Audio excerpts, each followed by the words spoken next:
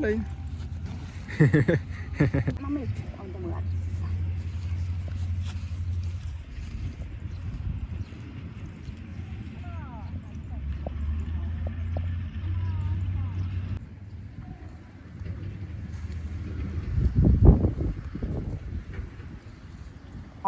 Na mò có là mò đó. Mò. Mò.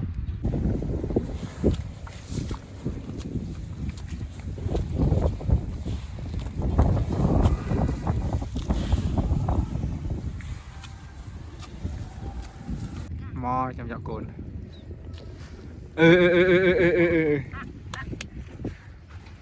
Cho anh cô lên đây, cho anh cô. Bye bên này. Ê, tên nào á, tên cái anh cô rồi.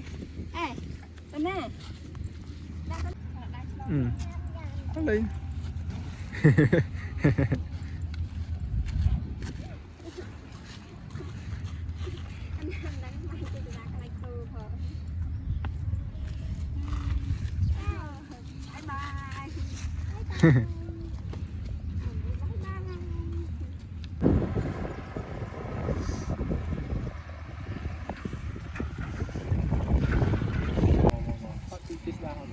Thôi ta.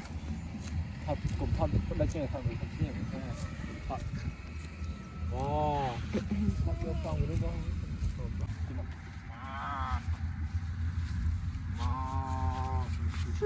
Cô đã bắt Tôi tự bắt cô bắt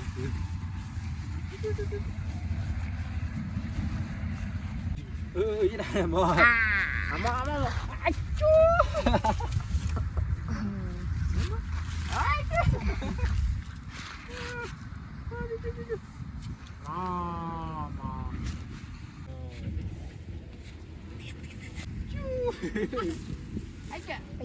Cô cho lấy cô cho.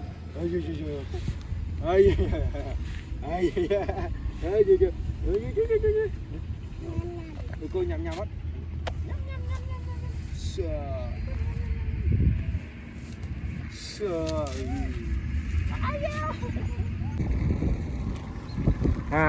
Nhưng mà làm nghe kia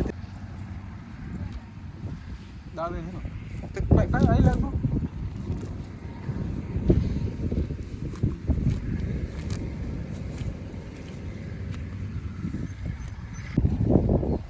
tức liền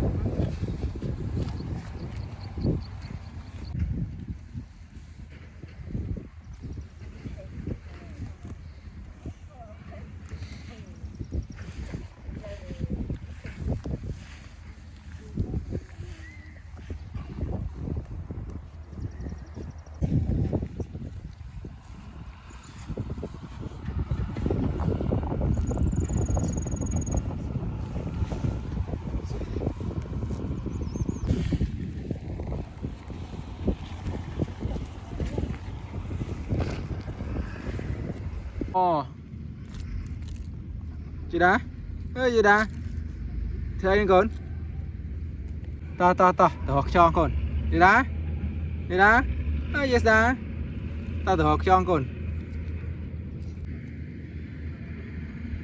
ta từ bên nhỉ ta từ bên nhát ta từ bên hả ta từ bên mò nè mò